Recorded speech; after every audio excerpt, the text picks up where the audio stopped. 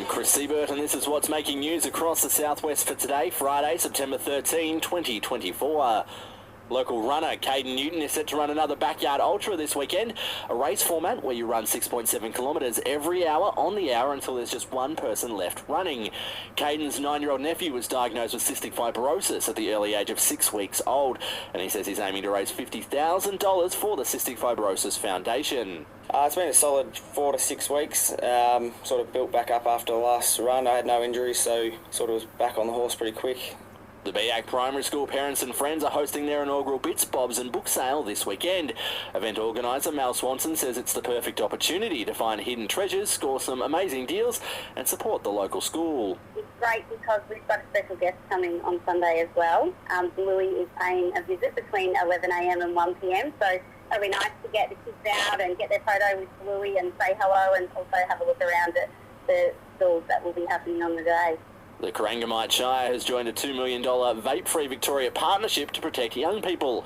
Mayor Kate Macon says Timboon District Health Service will run workshops in schools across the Shire where young people can design a campaign to share the message quit or don't start with their peers. We know this is a really serious issue at the moment, and vaping is not a safer way to smoke. You can get hooked and it can damage your health a lot quicker than you might expect.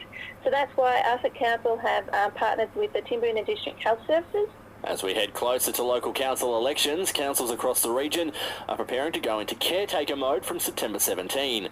Mayor of the Colac-Otway Shire, Marg White, says there's a lot of things the council can't do during that period, but says normal day-to-day operations should proceed as normal. So the ordinary business of council continues, of course, but the functions and power of council are put on hold. So there won't be any formal meetings in that time, unless there's something really, really urgent. Tonight we anchor in Apollo Bay. A production by the Apollo Bay Theatre Collective is coming to the Mechanics Hall for 6 performances starting Friday, September 20. Apollo Bay's Sally Cannon says the show is a mix of music, poetry and monologues performed by the 10-strong cast with tickets now available. The Apollo Bay Theatre Collective is a group of locals that put on plays, and they've announced their next play, which is called Tonight We Anchor in Apollo Bay. It's commencing Friday the 20th of September. Accommodation providers say the state government is robbing regional Victorians with its proposed Airbnb tax.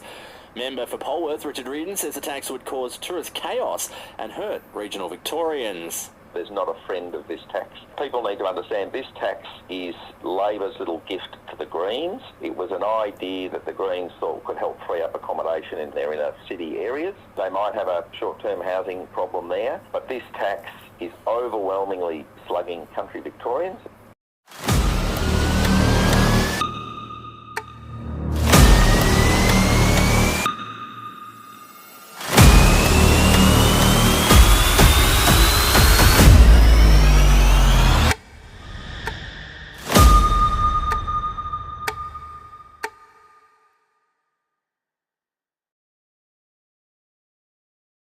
Sport for Swain and McCabe, the farm machinery specialist. It's preliminary final time in the CDFNL with one spot remaining in next weekend's football grand final. Minor premiers Alvey will take on Illawarra Beac to find out who will face off against Lorne next weekend. Alvey will be without star recruit Chris Moreland, who received a 3-game suspension after facing the tribunal on Wednesday night. It takes Moreland out of the running for this weekend's prelim final and a potential grand final run should the Swans go through. The Bombers are coming in strong though after a good win over South in last week's semi-final. In CDFNL netball, the preliminary final tomorrow sees Illawarra Beac taking on South Colac to find out who will face off against Alvey next weekend. Both teams are evenly matched, with South Colac coming off a strong win over Birregurra in last Sunday's semi-final, while Illawarra Beac only lost to Alvey in last weekend's qualifying final by 3 goals.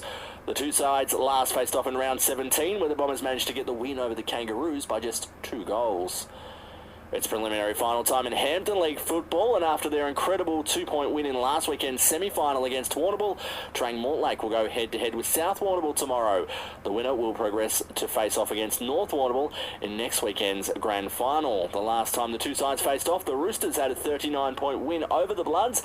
However, Trang Mortlake are a buzz after coming from trailing by 60 points at quarter time last week to snagging the win in a nail-biter. In Hampton Open Netball, tomorrow's preliminary final will see Cobden face off against Koroit as they battle to see who'll go through to take on South Warrnambool in next weekend's grand final. The grand final of the Colac District 8 Ball Association was held on Wednesday night.